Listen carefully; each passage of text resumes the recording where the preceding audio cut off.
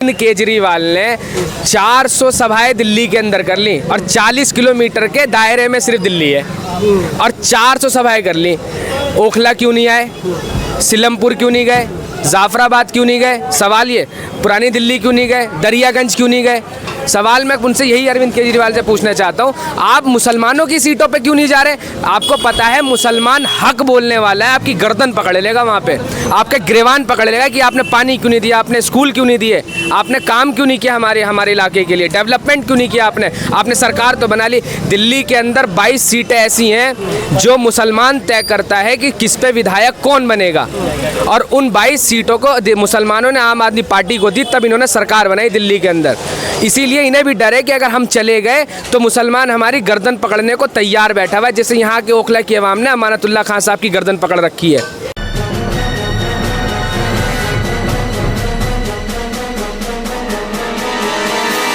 Media voice, आपकी आवाज। नमस्कार, आदाब, आप सभी का स्वागत है मीडिया वॉइस में। मैं हूं आपके साथ अल्फराज शेख।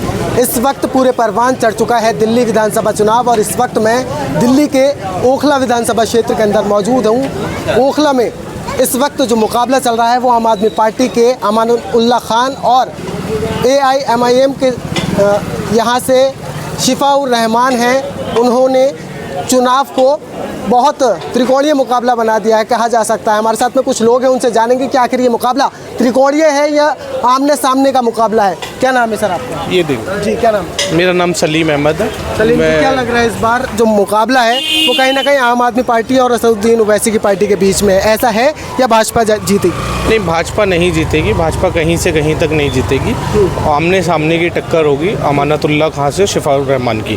ठीक है, तो यहाँ की जनता अबुल फजल की, मैं खुद यहाँ का निवासी हूँ, वोटर भी हूँ, तो यहाँ की जनता जो है वो मन बना चुके हैं कहीं ना कहीं कि MIM को सपोर्ट करेंगे हम, क्योंकि अमानतुल्लाह खान 10 साल से विधायक है यहाँ के और डेवलपमेंट के नाम पे यहाँ पे कुछ काम नहीं हुआ है, जिसकी वजह से लोगों का मन जो है वो पूरी तरह बदल चुका है और एक बार शिफाउर रहमान साहब को चांस देना चाहते हैं। MIM पार्टी की सपोर्ट में लोग खड़े हैं, बहुत सारे लोग उनको सपोर्ट कर रहे हैं। एक बार नहीं, आप लोगों ने दो बार अमानतुल्लाह खान साहब को यहाँ से जिताया है।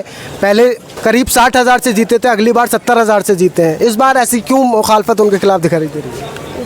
वोट उन्होंने डेवलपमेंट के नाम पे मांगा था। पहले 2 बारी उन्होंने जो वोट मांगा वो डेवलपमेंट के नाम पे था। इस बार वो डेवलपमेंट की बात नहीं कर रहे, वो ये कह रहे हैं कि भाजपा की सीट निकल जाएगी। डर के नाम पे वोट नहीं मांगा जा रहा है, डर का कोई मुद्दा नहीं है। मुद्दा डेवलपमेंट का होता है, डर का कोई मुद्दा नहीं होता।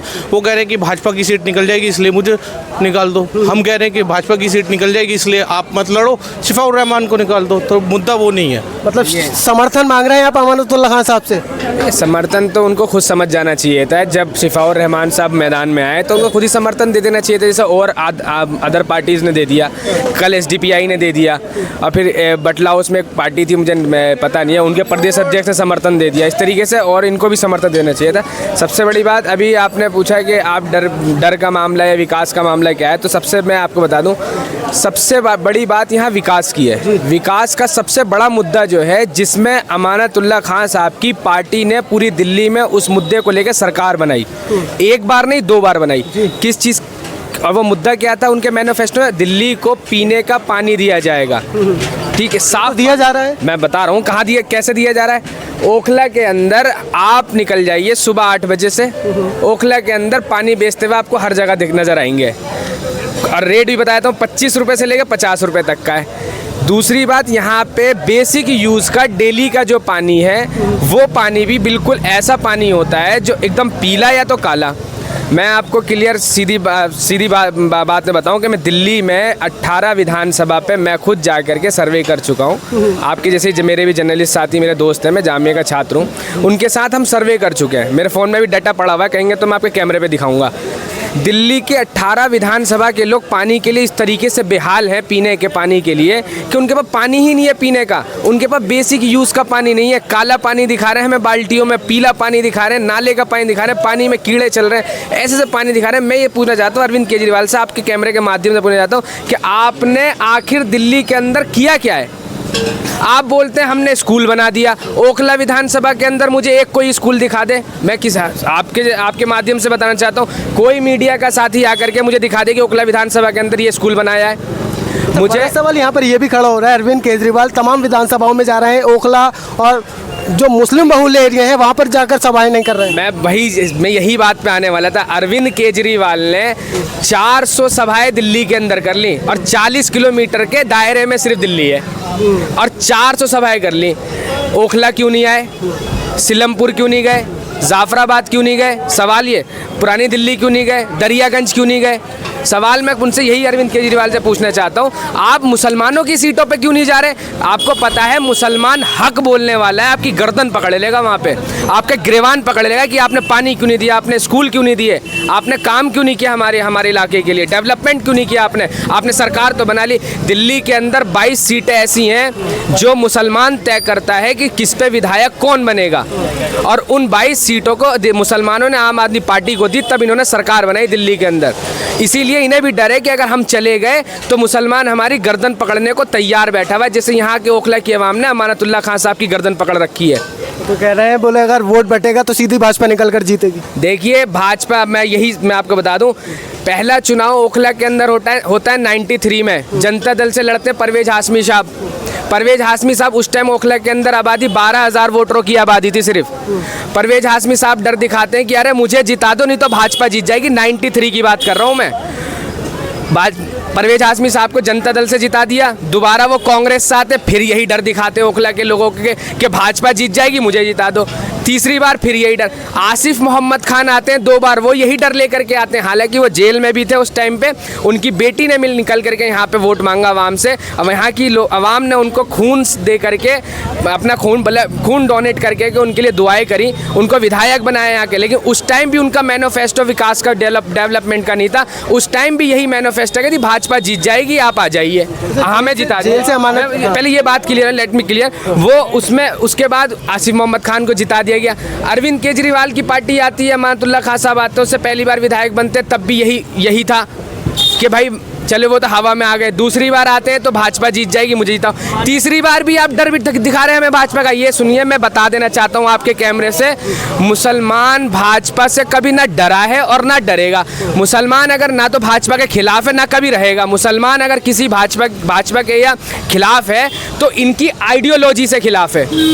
भाजपा के खिलाफ कभी मुसलमान नहीं किया। भाजपा ने तो, आपने देखा मुरादाबाद में कुंदरकी में भाजपा ने जिता दिया, भाजपा को जिता दिया मुसलमानों ने, क्योंकि वहाँ के जो प्रत्याशी था, उम्मीदवार था, उसकी आइडियोलॉजी ठीक थी, इसलिए जिता दिया वहाँ पे।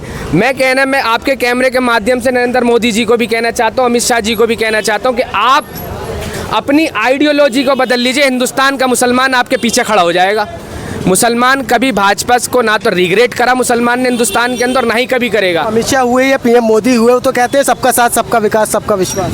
बताइए मुझे, कहाँ दिखाइए मुझे। अगर सबका विकास था तो हिंदुस्तान के अंदर इतने बलात्कार हो रहे हैं। उनका तो ये भी नारा था बेटी बचाओ बेटी पढ़ाओ। अरे हिंदुस्तान के लोगों ने तो बेटी को पढ़ाया भी, फिर भी हिंदुस्तान के अंदर जब भाजपा की सरकार आती तो बलात्कार का रेशियो बढ़ जाता है।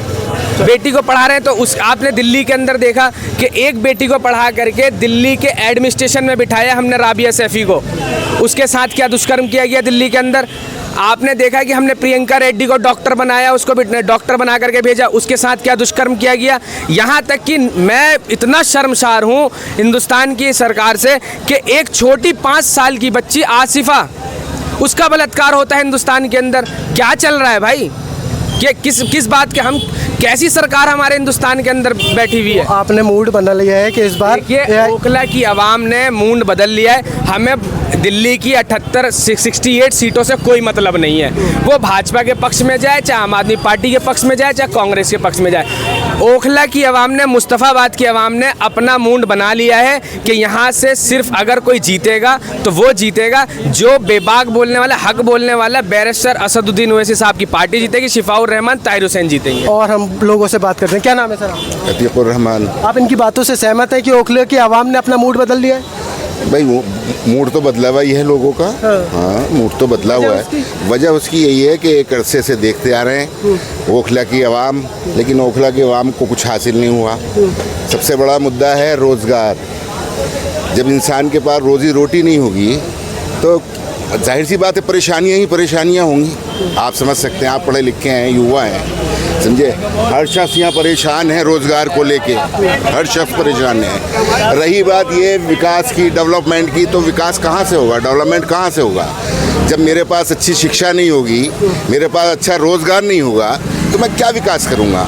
अच्छा, कहा यह जा रहा है अमानतुल्लाह साहब की तरफ से जो काम अब तक नहीं हुए हैं, सीवर का हो या पानी का हो, जेल में तो इस वजह से विकास कार्य नहीं हो पाए, विकास पेंडिंग में पड़ा हुआ है। यार ये कोई विकास है? नालियाँ ठीक करा दी, सड़कें ठीक करा दी, पिछले 70-75 साल से यही हो रहा है। जिस पे काम करना चाहिए, जो वर्क करना चाहिए भाई, असल मुद्दे हैं शिक्षा है, स्वास्थ्य है, रोजगार है, असल मुद्दे ये हैं, भाईचारा है। में शिक्षा नहीं है। अरे भाई कहाँ है? और जिन्होंने शिक्षा ले ली, गरीब आदमी कहाँ से शिक्षा लेगा बताओ मुझे।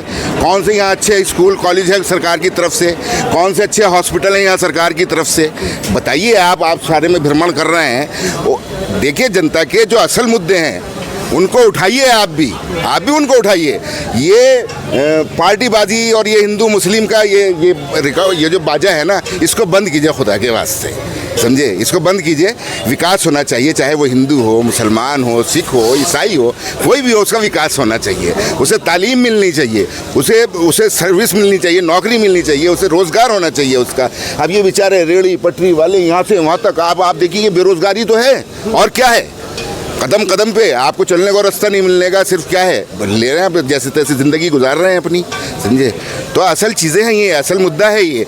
रही बात जीत हार की और वोटिंग की, अब जनता है जिसको चाहेगी पसंद करेगी। हाँ, अलबत्ता ये ज़रूर है कि यहाँ ओखला के अंदर जनता ने मूड बदल लिया है, समझे। जनता का मूड बदलाव का है, बदलाव का मूड है जनता का। क्या